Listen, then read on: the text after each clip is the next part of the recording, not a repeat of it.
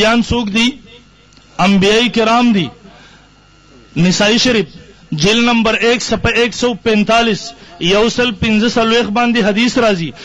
حدیث قدسی دے. اللہ فرمائی سورہ فاتحہ اغه سورت دے د نبی علیہ الصلوۃ والسلام نمخ کی یو نبی تم ند ملاو شوی چې کله اغه انبیاء په شریعت کې نازل شوی نه دا اغه تر اغلی نه د نو اغه ته یاد وا د معراج پشپ باندې نبی علیہ السلام امام دے. آیا نبی علیہ السلام دی انبیاء ته ویل دي چې اے د انبیاء جماعت ودرے گئی زما په شریعت کې بغیر د سورہ فاتحه نه د مقتدی منځ نه کیږي.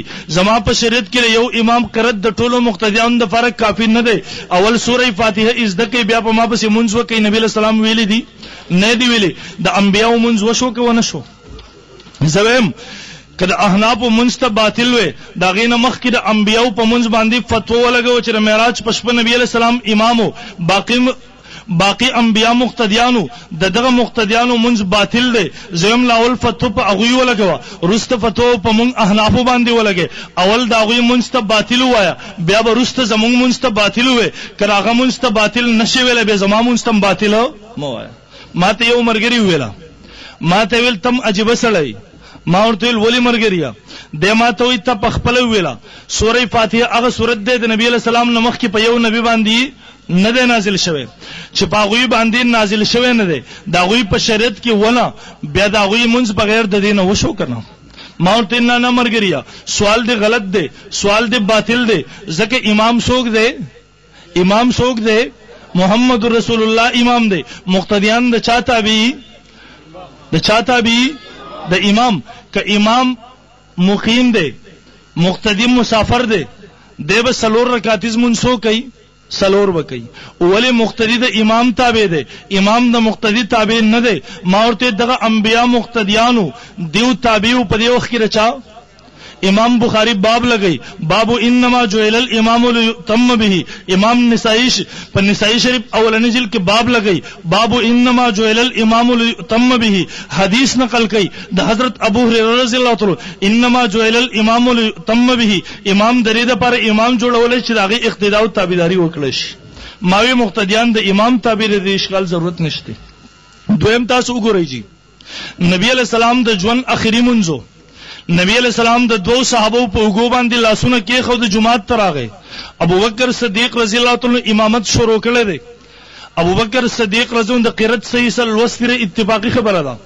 ابو بکر رضی اللہ رست شو نبی علیہ الصلوۃ والسلام منصورو کو روایت کی راضی واخذ رسول اللہ صلی اللہ علیہ وسلم نبی علیہ الصلوۃ والسلام قرات شروع کو من حيث اغزگنا کمزید چې ابو بکر صدیق رضی اللہ عنہ رسیدلو نبی علیہ الصلوۃ والسلام د ژوند اخیری منځ اولنې رکعت بغیر سورہ فاتحه نشو فتوا ولګوا نبی علیہ السلام د محمد رسول الله د ژوند اخیری منځ باطل دی نعوذ بالله.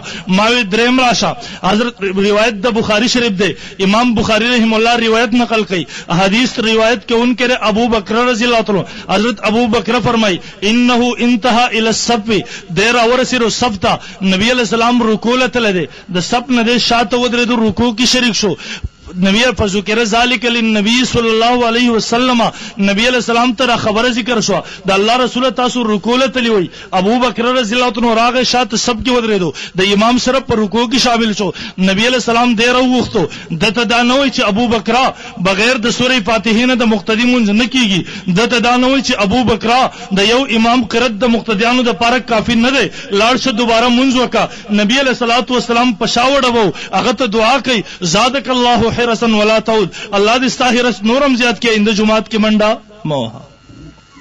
سلورم جی تاسو ګورئ زمانه موضوع سره تعلق د لری نظم مزید دلایل نه وایم زمانه موضوع سره تعلق دی.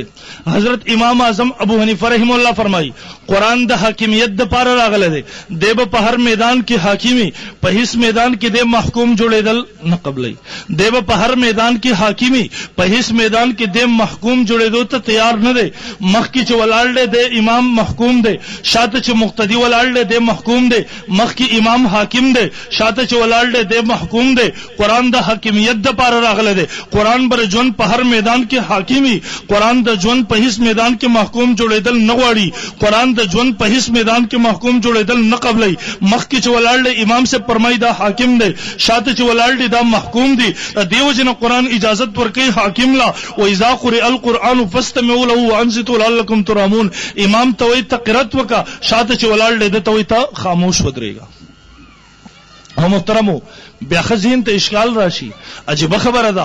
یو طرف تر قران نصوص دي، یو طرف تر ابو عمر فاروق رضی الله عنه فرمان دی، یو طرف تر ابن عباس رضی الله عنه فرمان دی. یو کس راغی ابن عباس رضی الله عنه تپوس کوي، حضرت یو کس په امام پسې ولاړ دی قرات کوي، هغه ورته وایي کاش کې زما وس ورسېدو، کاش کې زما طاقت وشو، لقلات السنتهم زبر دې سړي جبر یخ نه راوباسم. عمر فاروق رضی الله عنه یو کس نه تپوس وکړو، عمر رضی الله عنه فتوا زما خلغواړي مولع افاه ترابن چې خله د خاورونو ډک کړل شي. زید ابن ثابت رضی الله عنه فرمای زما زلغواړي د دې سړي خله د سکروټونو ډک کړل شي. یو طرف تر صحابه فتواجات دي، بل طرف ته حدیث ته لا صلاه لمن لم يقرأ بفاتحه الكتاب. ماوي د حدیث هغه مطلب دی کم چې د نبی له صلوات و سلام صحابه بیان کړی دی. یره د حدیث مطلب د نبی له صلوات و سلام صحابه سره بیان کړی دی. نبی له صلوات و سلام یو صحابي حضرت جابر ابن عبداللہ رضی اللہ عنہ موطا امام مالک صفحہ 67 وش په تباندې حدیث موجود دی. هغه وی دا حدیث په باره د هغه چا کې چې یوازې منځ کوي. موطا امام مالک صفحہ 68 اتش په تباندې روایت موجود دی. روایت در عبد الله ابن عمر رضی اللہ عنہ فرمایي دا حدیث په باره د هغه چا کې چې یوازې منځ کوي.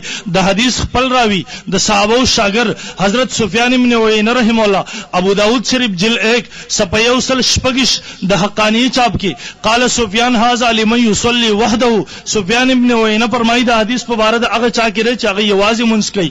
د حدیث بل راوی امام احمد بن حنبل رحم الله ترمذی شریف جلد 1 صفحہ 134 باندې حدیث مو روایت موجود ده. هغه وی اذا كان وحده دا حدیث په باره د هغه چا کې چې هغه یوازې منځ کوي. ماوی هم مسله حل ده د امام صاحب رحم الله چې کوم مسلک دی الحمدلله د دلایل په یو غر باندې ولاړ دی. محترم عرض می دا کو چې دریم د قران مجید حواله سره زموږ نظریه داله احادیث د قران د پر تفسیر دی. قران د احادیثو خلاف نه دی، احادیث د قران نه خلاف نه دي. ځکه دغه نظریه غلطه را چې کم خلک وای احادیث د نبی له صلوات و سلام د قران د دې آیات نه خلاف راغلي دي، یا له قران پلان کې آیات د دې احادیثو نه خلاف راغلي. دا زموږ دریم او سلورم اخري نظریه ویم چې سلورم زموږ د اهل سنت والجماعت نظریه ده چې قرآن او حدیث پورا منل دا ایمان دی. قرآن او حدیث پورا منل دا څه شی دی؟ دا ایمان دی. ځکه محترمو یو ډول هغه ده هغه نن په ما او تا باندې د کفر شرک فتوی ولګولې جې د کفر شرک فتوی لګول وجه سره یرا قرآن مجید کې راځي اطیعوا الله و اطیعوا الرسول اصول دو دي. احناب سلور اصول منی ما وینا نه خبره دی کې نه دا یو ډل را پاسې را زمونږ په احناب مسلمانانو باندې فتوی ولګولې. ما وی دغه فتوی غلطی هغه فتوی سره ولګول ویل یو طرف ته الله او رسول دی، بل طرف ته امام دی، یو طرف ته قران حدیث دی، بل طرف ته فقہی کتاب دی. الله او رسول پر خودل او امام منل، قران حدیث پر خودل او فقہی کتاب منل دار امام صاحب رحم الله تقلید دی. ما وینا نه اختلاف په دې خبره کې نو، اختلاف په دې خبره کې چې آیا قرآن حدیث پورا منل پکار دی که بازی منل پکار دی. ها زمونږ د مسلمانانو نظریه ده چې قرآن او حدیث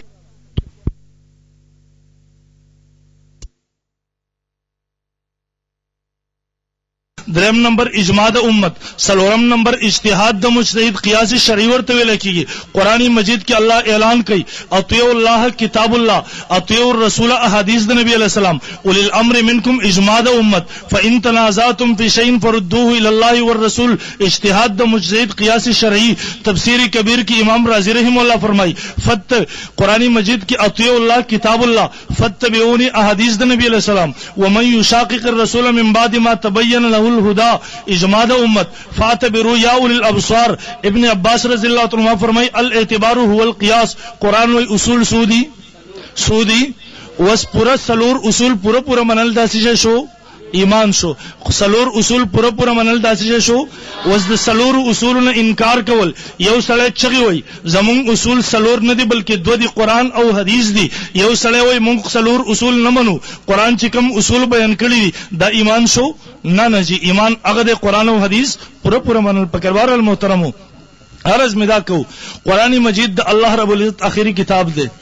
دیر اغله د حاکمیت د پاره او ها محترمو د کم سیس تعلق د سره په صدر درجه کې راغی الله رب العزت هغه ته لوی درجه ورکړي د کم سیس تعلق یو انسان د قران سره صرف محبت وساتو الله دې له درجه ورکړي شیخ الاسلام والمسلمین حضرت مولانا حسین احمد مدنی رحم الله دارالعلوم دیوبند لوی عالم دی د فرمایي لار باندې روان یم یو ځکه جنازه موجود ده اگر خلق ما پسې رااله ما ته دلته جنازه موجود دی او بابا وفات شوی د جنازه وکي مولانا مدنی صاحب رحم الله فرمای ما جنازه وکړه بیګاله د شپې خوب نه ما هغه بابا سپینګره چې چا جنازه ما کړی د انتهایی په خسته شکل او صورت کې نه ما سباله کسولېګو د هغه سړی په کور کې یو بډای دا دغه یو بیبي دا ما ته پوسو کو د بابا سره نیک اعمال کول واپس ما ته جواب ملاو شو نور سره نیک اعمال خو نو خو ها بابا با د تاخ کې یو کتاب پروت دی پاګې باندې پویدو نه ها د دې سره به مینلرل هر